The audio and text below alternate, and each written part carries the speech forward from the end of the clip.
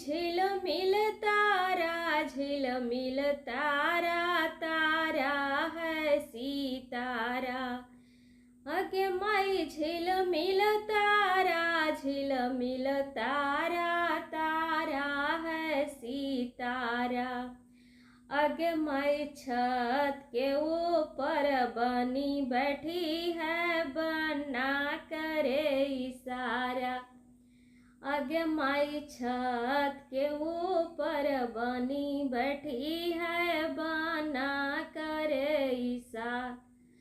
अगे माई टीका दिखावे नथिया दिखावे झुमका पर इशारा। अगे माई टीका दिखावे नथिया दिखावे झुमका पर इशारा। अगे माई छत के ऊपर बनी बैठी है बना करे इशारा। अगे माई